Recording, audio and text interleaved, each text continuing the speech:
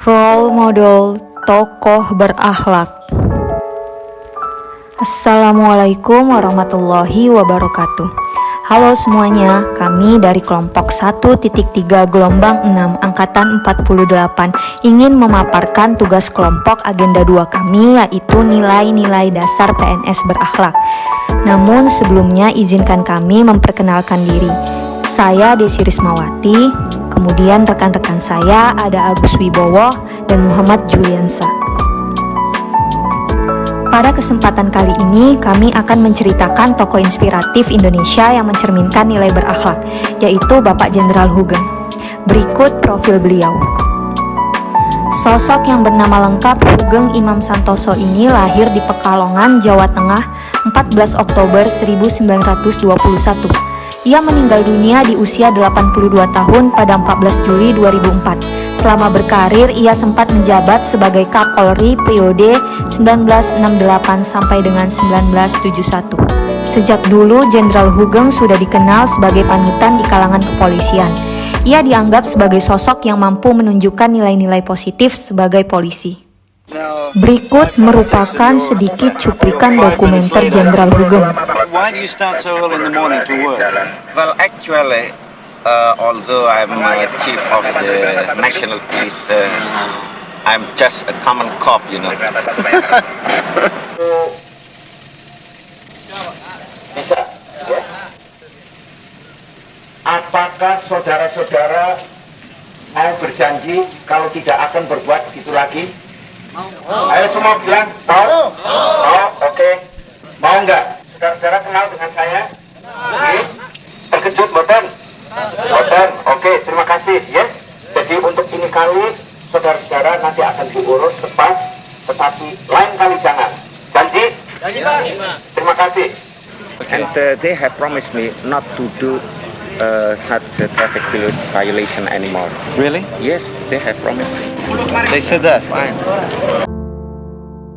Berorientasi pelayanan. Nilai yang dimiliki oleh beliau yaitu Jenderal Hugeng bukan tipe Kapolri yang gemar duduk manis di kantor. Beliau bahkan kerap turun tangan langsung mengatur lalu lintas di perempatan.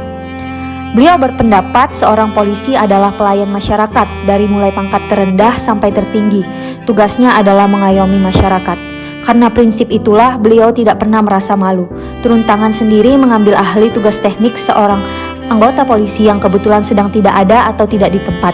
Jika terjadi kemacetan di sebuah perempatan yang sibuk, dengan baju dinas Kapolri, beliau akan menjalankan tugas seorang pelantas di jalan raya.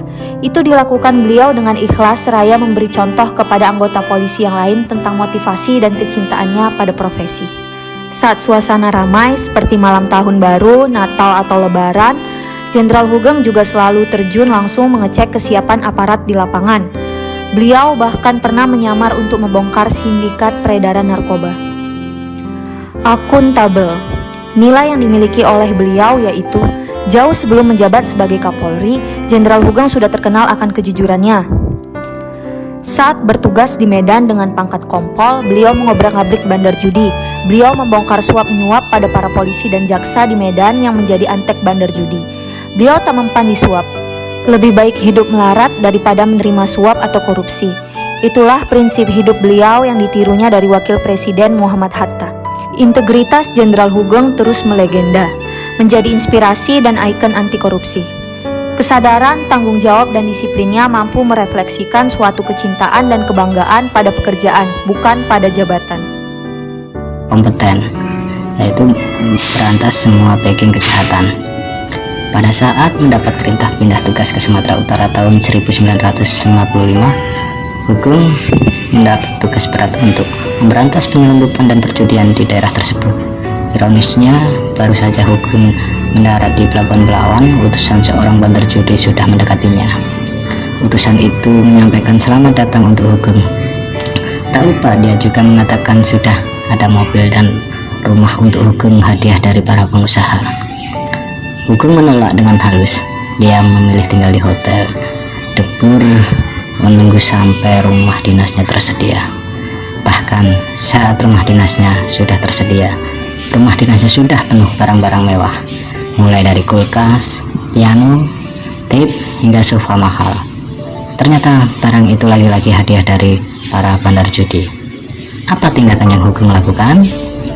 Dia memerintahkan polisi, pembantunya, dan para kuli angkut mengeluarkan barang-barang itu dari rumahnya, diletakkan begitu saja di depan rumah. Bagi Hugeng, itu adalah lebih baik daripada melanggar sumpah jabatan dan sumpah sebagai polisi Republik Indonesia. Kemudian terjadi perubahan struktur di tingkat Mabes Polri. Saat menjadi Kapolri, Hugeng Imam Santoso melakukan pembenahan beberapa bidang yang menyangkut struktur organisasi di tingkat Mabes Polri. Hasilnya adalah struktur yang baru lebih terkesan dinamis dan komunikatif. Pada masa jabatannya terjadi perubahan nama pimpinan polisi dan markas besarnya. Berdasarkan Kepres nomor 52 tahun 1969, sebutan Panglima Angkatan Kepolisian Republik Indonesia atau PANGA dirubah menjadi Kepala Kepolisian Republik Indonesia atau Kapolri. Dengan begitu, nama Markas Besar Angkatan Kepolisian pun berubah menjadi Markas Besar Kepolisian atau Mabespol. Perubahan tersebut membawa sejumlah konsekuensi untuk beberapa instansi yang berada di Kapolri. Misalnya, sebutan Panglima Daerah Kepolisian atau Pangdak menjadi Kepala Daerah Kepolisian Republik Indonesia atau Kadapol. Demikian pula sebutan Seskoak menjadi Seskopol. Di bawah kepemimpinan Hugeng, peran serta polisi dalam peta organisasi polisi internasional semakin aktif. Hal itu ditandai dengan dibukanya Sekretariat Nasional Sentral Biro Interpol di Jakarta. Yang kedua, harmonis. Mengatur lalu lintas di perempatan. Teladan Jenderal Hugeng bukan hanya soal kejujuran dan anti korupsi. Hugeng juga sangat peduli pada masyarakat dan anak buahnya. Saat sudah menjadi Kapolri dengan pangkat Jenderal berbintang 4, Hugeng masih turun tangan mengatur lalu lintas di perempatan. Hugeng berpendapat seorang polisi adalah pelayan masyarakat. Dari mulai pangkat rendah sampai tertinggi, tugasnya adalah mengayomi masyarakat. Kemudian selalu berpesan polisi jangan sampai dibeli. Hugeng telah membuktikan dirinya memang tidak bisa dibeli. Sejak menjadi perwira polisi di Sumatera Utara, Hugeng terkenal karena keberanian dan kejujurannya. Dia tak sudi menerima suap sepersen pun. Barang-barang hadiah pemberian penjudi dilemparkannya keluar rumah. Kata-kata mutiara yang terkenal dari Hugeng adalah, baik menjadi orang penting, tapi lebih penting menjadi orang baik. Yang ketiga adalah loyal. Hugeng melarang istri buka toko bunga. Saat dilantik sebagai Kepala Jabatan Imigrasi, Hugeng meminta istrinya yang saat itu membuka usaha toko bunga untuk menutup usahanya. Hal ini dilakukannya untuk mengurangi benturan kepentingan antara pihak yang berurusan dengan imigrasi dengan memesan kembang pada pot toko bunga istrinya tersebut. Kemudian, tolak rayuan pengusaha, Kapolri, Hugeng pun pernah merasakan godaan suap. Dia pernah dirayu seorang pengusaha yang terlibat kasus penyelundupan. Pengusaha itu meminta Hugeng agar kasus yang dihadapinya tak dilanjutkan ke pengadilan. Jenderal Hugeng sangat gencar memerangi penyelundupan. Dia tidak peduli siapa backing penyelundup tersebut, semua pasti disikatnya. Pengusaha tersebut berusaha mengajak damai Hugeng. Berbagai hadiah mewah dikirim ke alamat Hugeng. Tentu saja Hugeng menolak mentah-mentah dan hadiah ini langsung dikembalikan oleh Hugeng. Nilai berakhlak adaptif yang dimiliki oleh Jenderal Hugeng. Jenderal Hugeng Imam Santoso adalah sosok polisi yang disegani di Republik Indonesia. Walaupun hanya menjabat 3 tahun sebagai Kapolri, Jenderal Hugeng telah membawa perubahan besar dalam tubuh kepolisian Republik Indonesia. Selain itu, sikap tegas, bersih, sederhana dan jujur membuat namanya menjadi legenda di kalangan kepolisian. Bahkan, dia rela hidup pas-pasan demi menjaga integritas. Pelaku kejahatan bahkan tak berkutik selama Polri berada di bawah kepemimpinannya. Namun, karena keberaniannya itulah yang justru membuat Jenderal Hugeng diberhentikan dari jabatan Kapolri. Jenderal Hugeng melayani masyarakat langsung dengan menegur untuk mengingatkan menggunakan helm, agar pengguna jalan aman dalam berkendara. Dan beliau juga selalu mencoba menyelesaikan permasalahan-permasalahan besar yang ada di Republik Indonesia.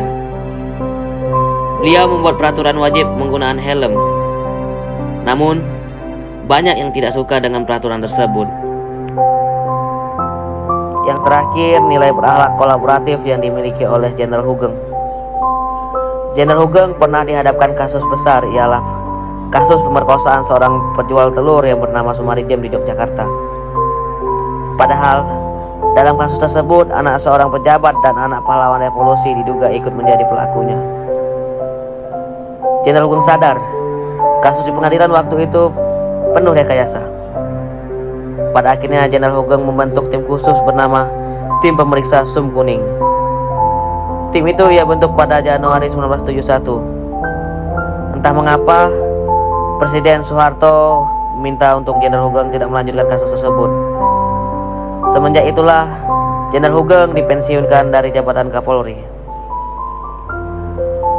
Perlu diketahui bahwa kita tidak gentar menghadapi orang-orang gede siapapun. Kita hanya takut kepada Tuhan Yang Maha Esa. Jadi kalau salah tetap kita tindak, ujar Jenderal Hugeng. Jenderal Hugeng berpendapat tugas polisi adalah mengayomi masyarakat, baik itu dari pangkat tertinggi sampai pangkat terendah. Oleh karena itu, Hugeng tidak pernah malu untuk turun ke lapangan untuk mengambil alih tugas polisi yang kebetulan sedang tidak ada di lapangan.